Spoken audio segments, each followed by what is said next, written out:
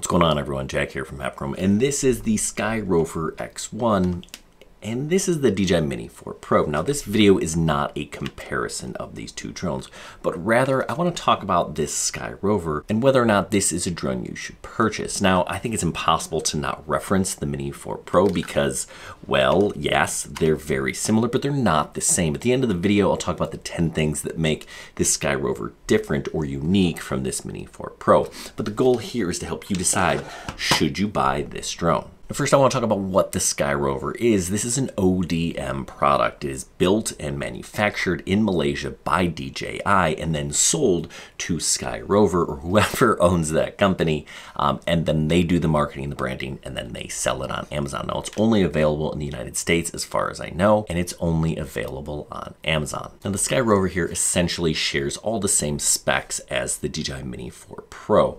It's sub 250 grams, so you don't have to register it with the FAA. It has a 4K camera here. You can shoot native vertical video, so this thing tilts around for that.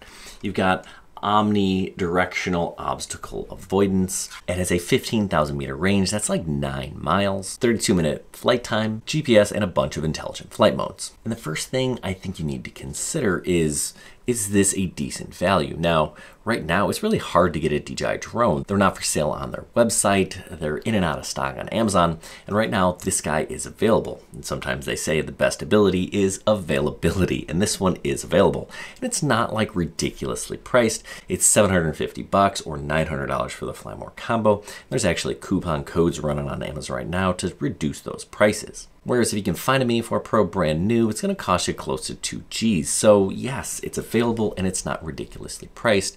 That is point number one for the Skyrover. Now the second point is it's DJI quality. This is really good. I think pound for pound, the Mini 4 Pro is the best value, or was the best value in terms of a drone that you could buy. You really want a sub 250 gram drone. No, it's not the best, but you don't have to worry about all those regulations, registering it. If you travel to Mexico, you can't bring a drone that's over 250 grams. There are a lot of different rules in the United States and in other countries where you want a sub 250 gram drone, and this is 100% the best camera you can get on a sub 250 gram drone. I reviewed a handful of other recent sub 250 gram drones, and they're fine. Fimi, LYZRC, Holy Stone, Snaptane, they all make a version, but none of them are even sniffing what DJI can do, or in this case, Skyrover. So the camera is great. The flight modes are fantastic. The tracking feature is pretty good. No, it's not the best out there, but it is pretty darn impressive.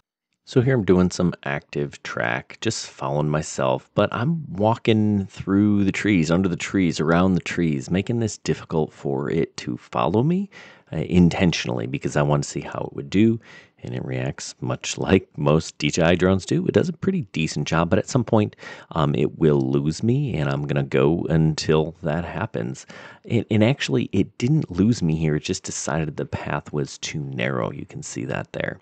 So we're going to do it again, this time with it moving backwards, just to kind of see, you know, how well do those rear sensors work. Sometimes that is a little bit harder for drones and it's kind of hard to see, but I'm really putting it up there into the trees. But it did eventually lose me, and I was getting a little nervous there. I want to show you a few of those different flight modes. You know, some of my favorites. Droney is one of my favorites. You can kind of set the distance. You choose the subject. You click a little button, and then it just does the thing you asked it to do. And then, you know, some drones, after it gets to that point where it's done, it stays there. I'm not going to show you the whole thing, but it does come back to where it started. So Droney is one that I like. The circle is one that I like. You can change which direction you want it to move. I think that's a nice one. You can see there, it kind of picked a fixed point after it kind of lost me there. And then the rocket is another good one. Those are the three that I think you should definitely check out. Asteroid is another cool one that exists. Helix. I'll show you the asteroid in the video later, and I'll actually show you the actual footage that it recorded from these videos later as I talk some more. So you don't want to look at my face, but I just want to show you how some of these flight modes work. So if you want a drone that you can fly anywhere and takes good pictures and videos, this is a really good option. DJI is clearly the leader when it comes to drones because their hardware and software is just leaps and bounds ahead of the competition. This has that baked into it. But I know people are going to say, listen, I don't want to buy a drone that I don't know about the company. And I get that, that's fair. But to your point, there are a couple of things you can think of. One, no, there isn't DJI Care Refresh, but you can get a package from Amazon. You can get Care or a warranty, an extended warranty from Amazon, and that's probably a better deal than DJI. Or if you wanted to, you could actually put it on your home policy. Both of those are options. You don't have to worry about DJI. Right now, if you send a drone back to DJI for Care Refresh, there's no guarantee it's coming back into this country. Would I buy this drone? Well, I did buy this drone, and should you? Again, I'm not going to tell you whether or not this is the drone for you, but if you want a sub-250g drone and you really want the best and you don't want to deal with this hassle that is trying to get a DJI drone, definitely a solid option here. So I've said this before that the Mini 4 Pro is pound for pound the best drone that you can buy.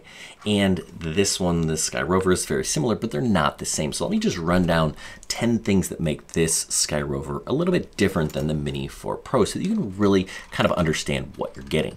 So the first one is obvious, and I don't think it's that important, but some people might. It's cosmetically different. It's yellow, it's a little bit more rounded, it just looks a little bit different. And then there are some other things that are maybe not so obvious, but definitely different. This one will only record via an SD card. There is no onboard storage, so if you forget your SD card, you're out of luck. If you like to shoot in flat profiles, your only option here is HLG. There is no D-Log-M. Skyrover here does not have that virtual home point. That was introduced in a firmware update for some DJI drones, and this guy here does not have it. I really like that feature, but this is not something that you get with it. And with that in mind, you're not going to get some of those DJI upgrades, the firmware constantly being released to make this thing a better drone. I think basically how you buy it is how it's going to be moving forward into the future. Now, before you're like, ooh, that's a deal breaker.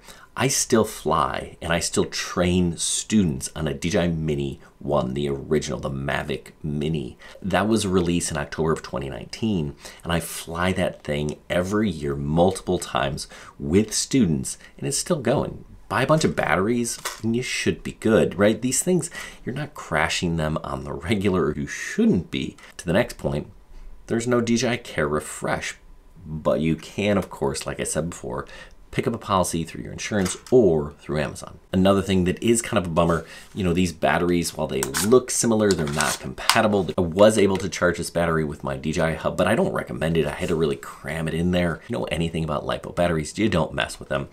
So I just checked to see that it would charge. It does. Then I removed it and decided that was a bad idea. But ND filters, not gonna work. Batteries, not gonna work. Remote's not gonna work. Props, yes. But you're not going to have that compatibility with all those other things. That brings me to this next point. The camera lens here is different. It doesn't twist off, so you can't switch on and off ND filters as quickly, or right now at all. Maybe there'll be an ND filter that comes out for this, but they currently don't exist. This guy here does not have a bottom LED. So like I believe the Mini 3 or the Mini 3 Pro also didn't have one. Neither does this. And this guy is missing a handful of the intelligent flight modes. We don't have the master shots, which I really do enjoy. Hyperlapse with waypoints isn't a thing. So it doesn't have all of the DJI goodies. Is this as good as a Mini 4 Pro? No. Is it pretty close? Yes, it is. Is it better than a Mini 4K? Absolutely. Now listen, I don't know what the future holds. I think that we'll probably see some more ODM products like this, where DJI is making them for other people to then sell on Amazon because they can't. Someone else buys some stock from DJI, rebrands it, sells it. Maybe that cycle continues. The second or third time that this has already happened. So it's happening. It will probably continue to happen, but there are no guarantees. I'll tell you what, I like this drone. I've been flying it a little bit. I'm going to continue to fly it and continue to test because it is a really good drone. Is it the drone for you? Only you can make that decision. If you're looking for one of these, links down below brings you to it. They're affiliate links. They help support this channel. And if you like this video, give us a thumbs up. Thanks for watching. Good luck, everyone, and happy flying.